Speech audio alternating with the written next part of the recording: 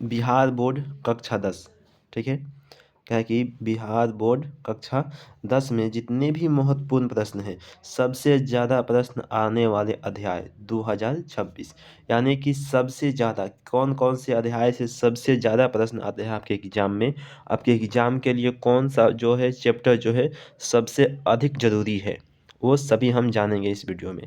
ठीक है, देखिए यहाँ पर लिखे हैं कि सबसे महत्वपूर्ण अध्याय, ठीक है, सबसे महत्वपूर्ण अध्याय कौन कौन है, यानी कि चैप्टर कौन कौन है। देखिए पहला नंबर, एक नंबर पर आता है आपका द्विघात समीकरण, ठीक है, क्वाड्रेटिक इक्वेशन, ठीक है। देखिए द्विघात समीकरण में आपका 4 से 6 प्रश्न होगा, लगभग या तो 4 रहेगा या तो 6 प्रश्न रहेगा, 4 से लेकर के 6 प्रश्न रहेगा।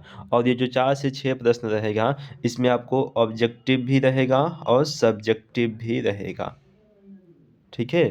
यानी कि देखिए बहुत ज़्यादा अंक, यानी सबसे ज़्यादा अंक किसमें मिलने वाला है, द्विघात समीकरण से। हर साल जरूर आता है, हर साल सवाल आता है इसमें से, द्विघात समीकरण में से हर साल सवाल आइबे करता है, नहीं आने का कोई थी नहीं है कि नहीं आएगा, एकदम आइबे करेगा समझिए तो, ठीक है। और देखिए दूसरा का जो चैप्टर है वो है कि दो चर वाले रैखिक समीकरण युग्म, इसमें से भी 4 से 5 प्रश्न आते हैं, कितना, तो 4 से 5 प्रश्न रहते हैं, ठीक है। ग्राफ विधि आता है और बीजगणितीय विधि, ठीक है।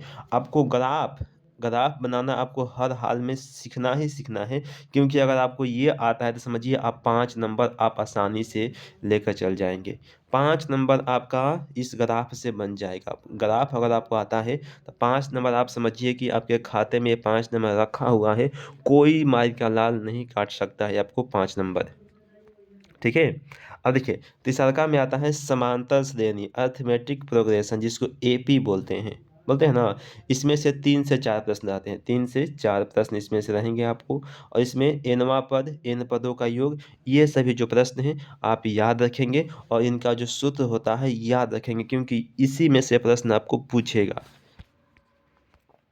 अरे देखिए अगला हो गया हमारे पास चौथा जो चैप्टर है वो हो जाएगा आपका कि त्रिकोणमिति, ठीक है। त्रिकोणमिति में से जो है प्रश्न पूछते हैं कितने, तो 3 से 4 प्रश्न पूछते हैं। पहचानने का ऊंचाई और दूरी, हाइट एंड डिस्टेंस का जो प्रश्न रहेगा आपका 5 नंबर का प्रश्न इसमें से एगो रहेगा जरूर, इसमें से एक प्रश्न रहेगा जो 5 नंबर का बिल्कुल रहबे करेगा, नहीं रहने का कोई नहीं है, 5 नंबर समझिए तो आपका इसमें से पक्का है। अगला देखिए, अगला हमारे पास चैप्टर है पृष्ठीय क्षेत्रफल और आयतन, इसमें से भी प्रश्न पूछे जाते हैं। पृष्ठीय क्षेत्रफल और आयतन से कितने प्रश्न, तो 3 से 4 प्रश्न, 3 से 4 प्रश्न इसमें से भी रहते हैं, जैसे घन से, बेलन से, शंकु से, गोला से, ठीक है। इन सभी का आप सूत्र याद कर लेंगे, पृष्ठीय क्षेत्रफल का सूत्र एवं आयतन का सूत्र याद कीजिए। अगर आपको इस सभी का पृष्ठीय क्षेत्रफल और आयतन का सूत्र याद है तो समझिए कि आपका 8 से 10 नंबर यहाँ से आपको आसानी से क्लियर होने वाला है, 8 से 10 नंबर आपको इसमें से मिल जाएगा बहुत ही आसानी से।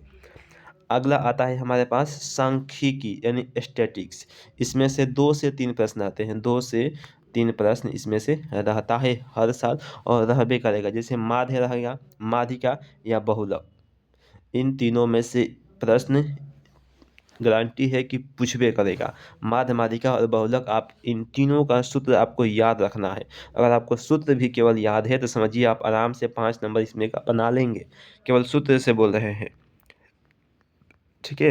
अब देखिए ये जो प्रश्न है इसमें से जो है बहुत कम प्रश्न पूछे, लेकिन कुछ कुछ आता है। मध्यम महत्व के अध्याय, यानी कि थोड़ा बहुत कम प्रश्न पूछता है, जैसे बहुपद से कम पूछता है, वास्तविक संख्या से कम पूछता है, त्रिभुज से भी कम पूछता है, वृत्त से भी कम पूछता है प्रश्न, ठीक है।